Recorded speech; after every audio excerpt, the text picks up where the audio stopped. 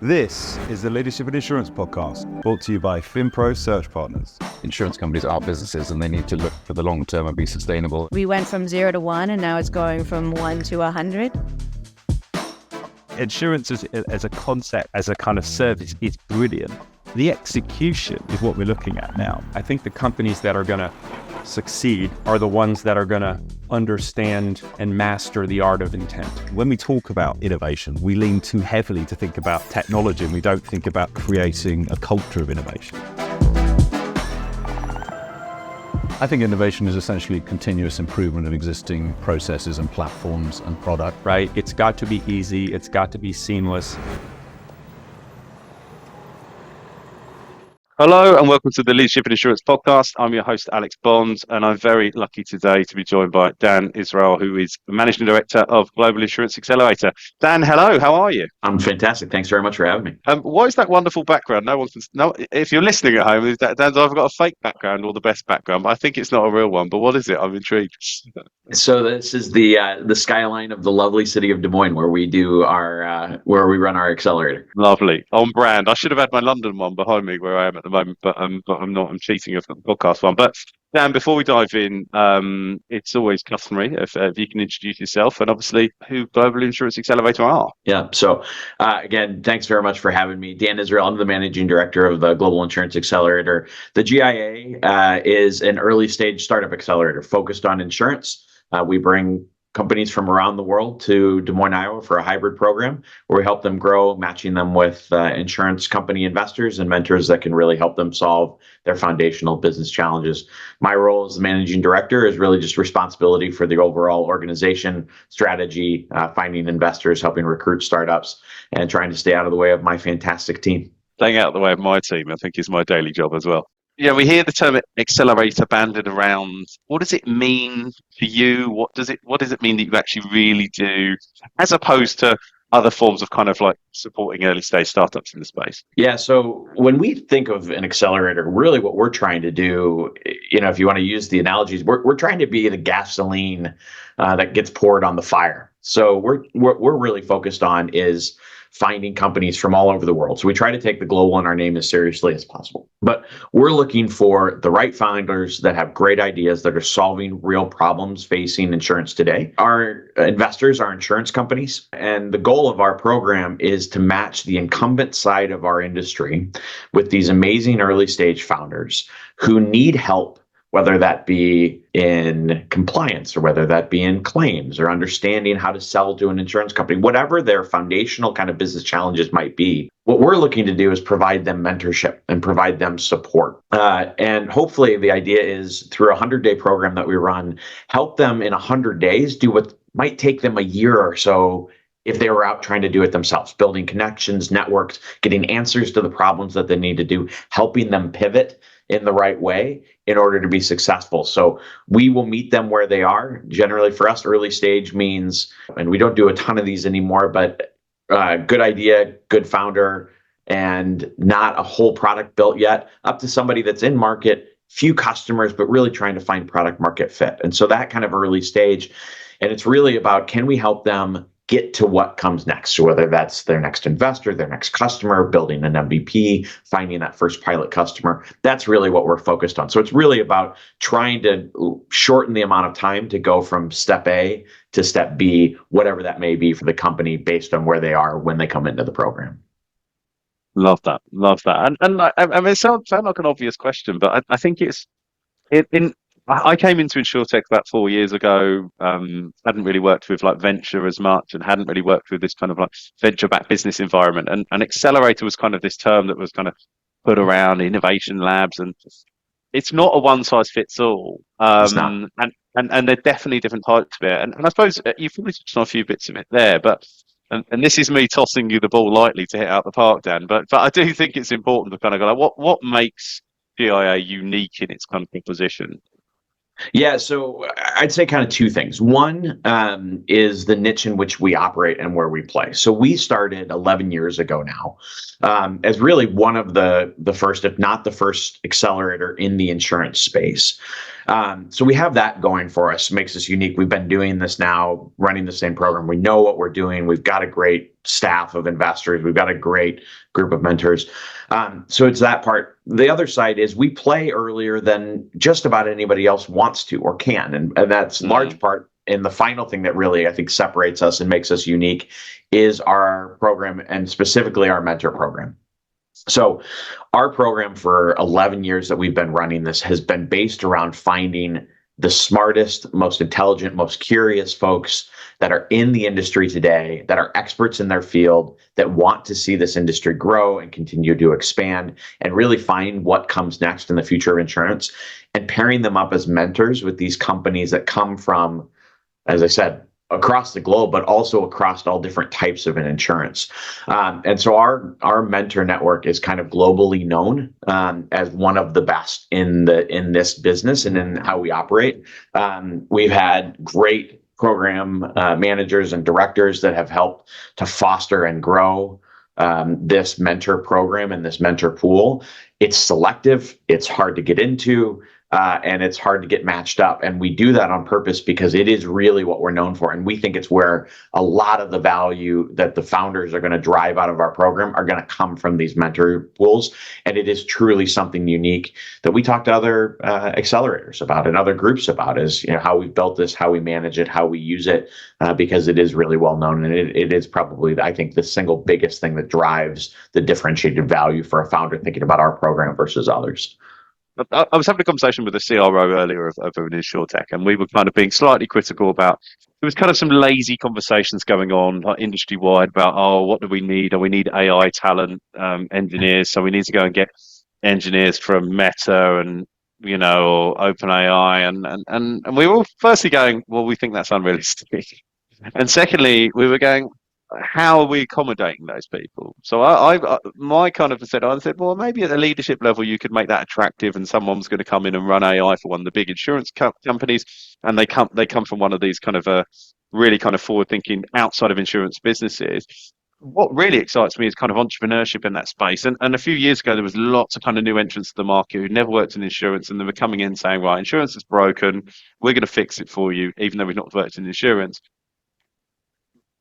The reason some of that went wrong is because they didn't have any guiding lights for that. And they didn't have enough people to test their theories on, get it wrong, and reiterate and do it again. Whereas what you're allowing people to do is that, and I know it's not exclusively for people outside the industry, it's allowing someone to come in, get support from mentors in the space, get investment from people in the space, and get people that can really test their theories, because, you know, they are carriers and they are related entities. So you can really test in real world conditions whether your business is going to work. What I get excited about is that's genuinely drawing new people and giving new talent into the industry an opportunity. Yeah, we think it's incredibly important, and not just even from our ability to help the founders that come in. You know, I'm going to pull a number out of thin air, right? Call it half of the founders that come to us have insurance experience, right? They're solving a problem that they probably faced either at an old role or something that they saw when they were in a different part of the industry. Half of them come without any insurance experience.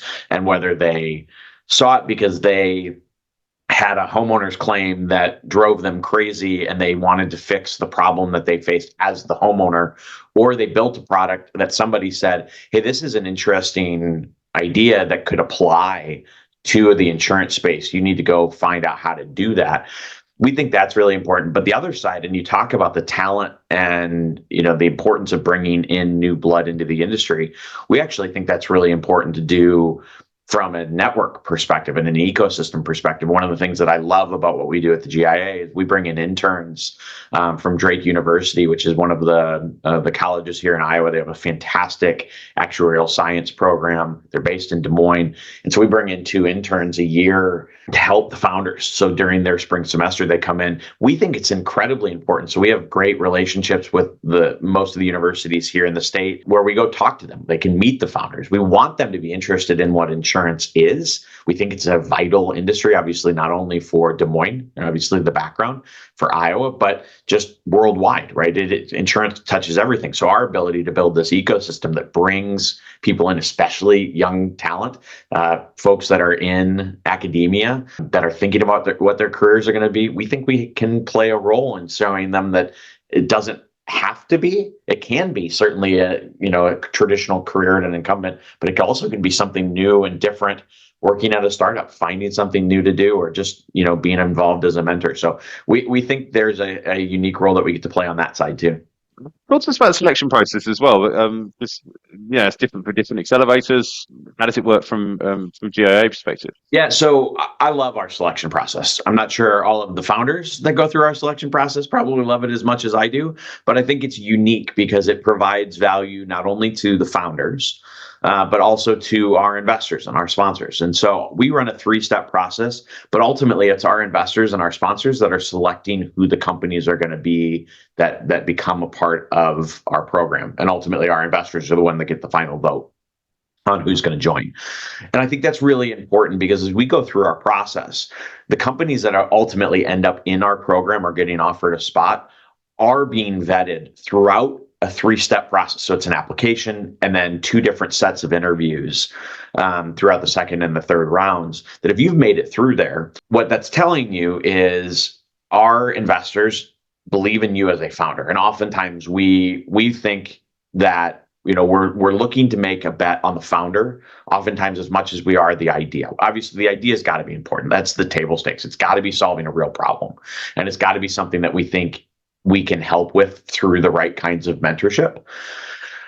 But we're also looking for the founder, right? Are they passionate about what they're doing? Are they knowledgeable about what they're doing? It doesn't mean they have to come in as expert. That's why we have the mentors, right? To help support them and help them grow. But if you've gone through this process and you ultimately get selected as a spotter, you make it through the first couple of rounds, what that should tell you as a founder is you're building something that's got a there. And that we as an industry and these investors as incumbent players in this industry that know the trends, that know the real problems that need to be solved, believe that there's something there. And so going through that selection process, ultimately we'll select between 6 and 8 companies that will become a part of our program. And it really is based around what the needs of our investors are. So what are their companies? What are their problems looking to solve? But then we ask them to wear a second hat that says, what does the industry need? And can we provide mentorship and support to companies, whether they may be applicable to our P&C carriers, our life and health carriers, our annuity carriers? They're able to go through and say, yeah, this is just important to solve. This is something that needs an answer, and we should help support and drive that through by participation in our program. I mean, I think at the early stages, it's only strength of the founding team or the founder, isn't it? And the idea. There's nothing. You're betting at such an early stage. I mean, I talked to you about this very openly, and I'd long held this desire to sort of run a fund, and part of my thesis is just that all I do is know what good teams look like and find good talent, and so I can see good talent, and that's what we assess. That's my role. So I'm going, well, as long as I've got someone running the numbers that tells me that the idea is there is a there on the idea, then that's my theory. It's certainly the theory I'm running for any of the angel investments I've made, and then I've kind of banded that around. And at the early stage, I don't think it's any more complicated than that. But I think what is really important about the process is the mentorship, and I think that's what really seems to me very rich within GIA. It seems to be the thing that really sets it apart. Why is that mentorship so important? Yeah, I think you brought this up a little bit earlier, and certainly in the conversations that we've had before, right? One of the most challenging parts, I think, and again, for any founders that are out there that are listening to this or that are thinking about coming up with an idea, they're so much braver than I'll ever be. Right? It can be oftentimes a very lonely road being a founder in any industry, and especially you think about one like insurance, where it's highly regulated, it's hard to break into. There's lots of incumbents that have been around for hundreds of years, right? If you look globally at some of the markets and where these companies have operated and what they do, it's hard to break in. And so, I think the mentorship is important for a couple of reasons. One is, if nothing else, it gives you somebody along the journey with you, somebody that's passionate and cares about what you're doing, that wants to help you succeed, can be a support structure. And so they are somebody that can give you super candid feedback about what's not going to work with what you're doing based on their experience, but they can also be somebody that can kind of be a shoulder to lean on if you need it. And I think that's part of what makes them, it's just that relationship that gets built that's such importance. The other side, obviously, then is the expertise that comes from that, right? Having somebody that is you're not sitting in a room pitching them, trying to sell them. You're trying to pitch the idea to help make it better. There's a distinct difference in the feedback that you can get and the honesty in which you can have that conversation if it's somebody that is really focused on how can I help you grow rather than do I want to try and implement this within my own organization? And are you far enough along for me to go to my boss or the decision maker, or maybe I am the decision maker, to figure out how to actually plug it in there and take the risk of doing that? And I think mentorship is so important because we can provide the right mentor group for each of the founders that comes through our program to say, let us help you solve the unique challenges that you are in a relatively safe environment. That's then going to help you go out to those sales conversations or to those investor pitches and actually succeed because now it's been tested and vetted through. It's gotten better. A pivot has happened where it needs to. And sometimes those pivots look like this. Sometimes they look like, very wide. That's, I think those two things are really what makes mentorship vital for every company, especially these early stage companies that are trying to break into this industry. Mm. And I know it's a thing that, I reflect on conversations with early stage founders that we're in either engaged with or just talking to. And we play a very informal role in the ecosystem of talking to very early stage businesses. And, they want us to review their debts and they want us to kind of ask them how difficult it will be to find certain things. But I think that kind of, firstly, the volume of, sheer scale and difference of mentors you've got, I think is important. Because you almost can build a packet of mentorship. But a lot of these early stage founders I'm talking to, they go, Alex, do you know someone that I can talk to about? And it's not I can afford to hire them. It's like I need someone that maybe is a reinsurance pricing actuary that I can talk to about this problem that I think they'll know the answer to. And the ability to be able to pull connection and that you can get with them. And then investing in them as well, isn't it? Because it's not just as simple as answering a question. It's mentors are investing their time, maybe not for any reward, not for any kind of return or equity piece, but that genuine I'm interested and invested, and then building that relationship is so important. So please. Can I say one just thing about that? And we think that is vital in the program that we run. Our mentors are volunteers from their organization. So about half of our mentors come from our investors and our sponsors. About half come from just relationships that we've made across the spectrum. But there is no guaranteed outcome outside of being a mentor other than the talent development side, other than working with these early stage companies. And it's been that way for 11 years. And we think that is incredibly important enough to the fact that Jess Lewis, who's our program director now, came to the GIA from Ronald McDonald House of Iowa and running a Boys and Girls Club of Central Iowa, from that kind of volunteer sector of how important this program is. And it's about effectively having these volunteers that are able to come in and do this and just feel passionate about doing that. We think that is such an important part where we've never done a kind of a pay to play, for somebody off the streets. It's like, I really like to be a mentor and here's, some cash from a sponsorship. It is really about, I want to do this because I think it's important and I want to provide help to this industry. And I love that. I know it's a profit making enterprise, but the mentorship side of it I thought was really interesting because, if I reflect on, and I won't name names, but hopefully they're listening and they can have some shame filling in their ears. I get asked to be involved in these things. Go, oh, Alex, can you sort of provide a talent perspective on that and what new hires to make? And and I'm not saying I'm the leading expert, but in this space, I know a lot of things that are quite useful to businesses when it comes to talent and acquisition. And even if it's just like, what should we be paying? How difficult will this hire be? How long will it take? And that's not engaging me. That's just kind of off the stuff. But the amount of times they get approached about it, and then we're having a great conversation and we think it's going to be exciting. And then they go, right. So Alex says, as long as you join as one of our sponsors and it's X amount of thousands a year, then we'd love to do this with you. And I was like, where's the exchange here? Like, I will do this for the sake of, I think it's good to give back to the community that I make money from. I make money from the insurtech industry. So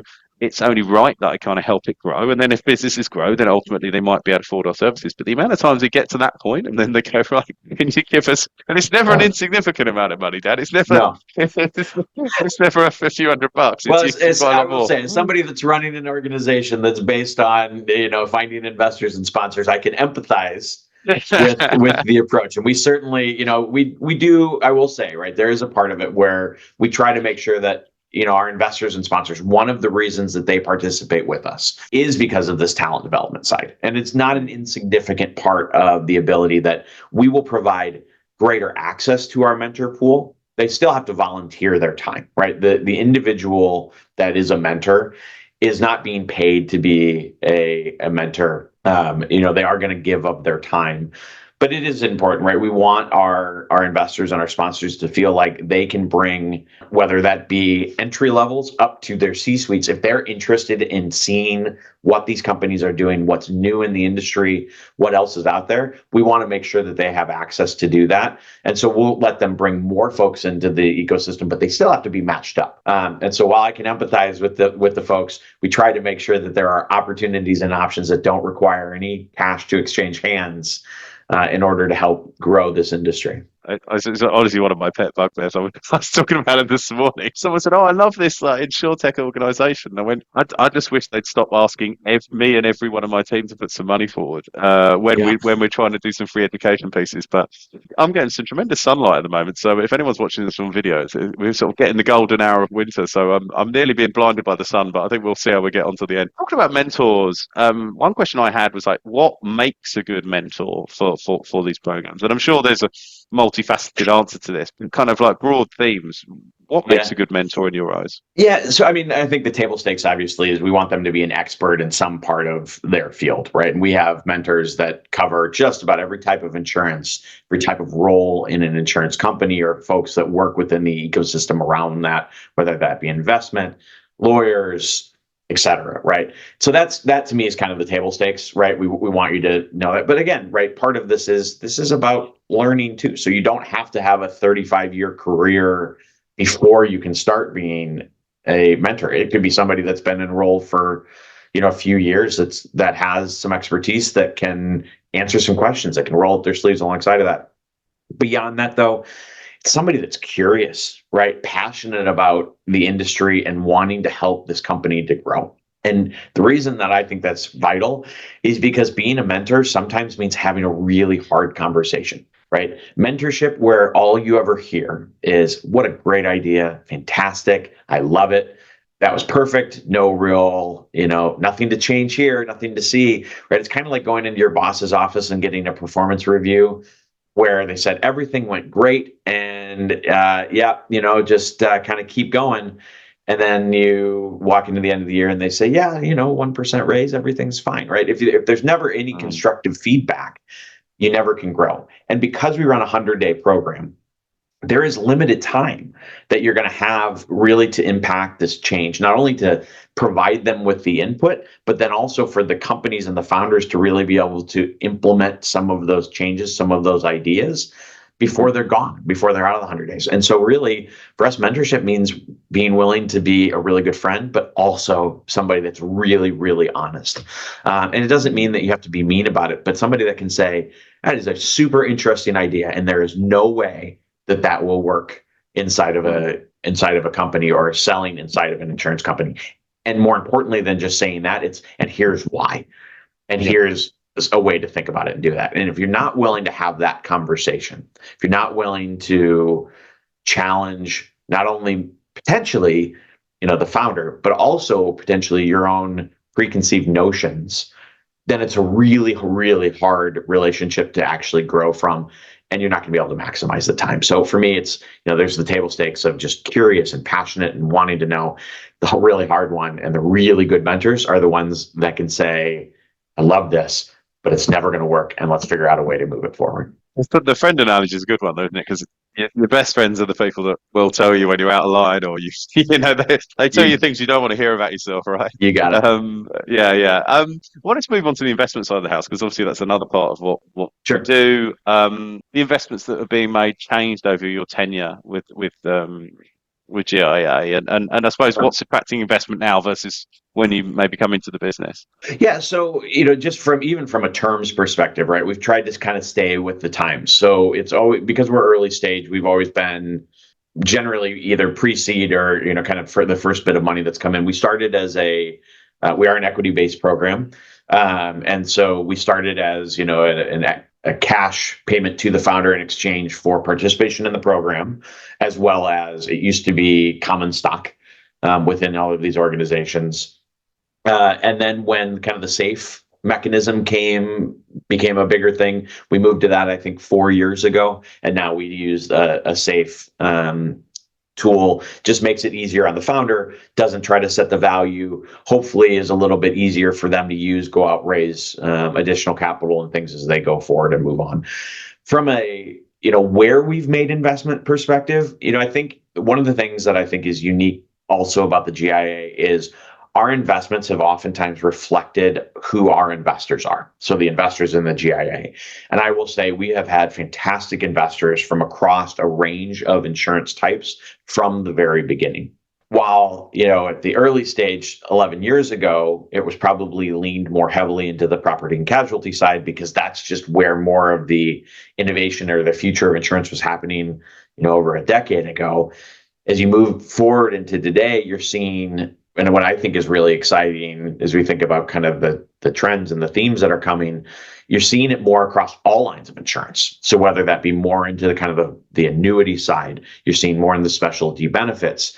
In the last couple of years, we've seen everything from death tech to fertility care, using neurological testing for truck drivers, right? So you're seeing a broader scope of where these ideas are coming from and the types of problems that they're looking to solve, which I think is really important because, again, it allows us to represent who our investors are and make sure that we are solving kind of the problems of today. And, one of the interesting things about running a very early stage insurance accelerator is you pick up your favorite, whether it be HBR or your favorite consultant magazine trends on what's going on in insurance.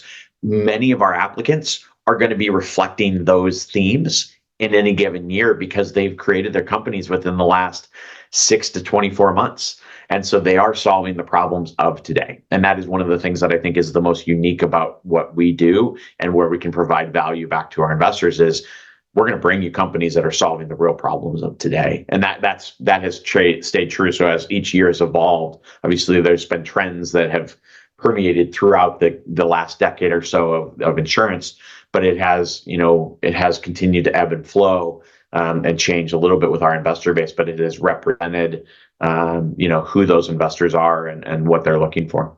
Yeah, I think the saying about the stage you play in, that you bellwether for the industry, and like what you're seeing is you're seeing the future and the future state of interest as well. So yeah, it's really exciting.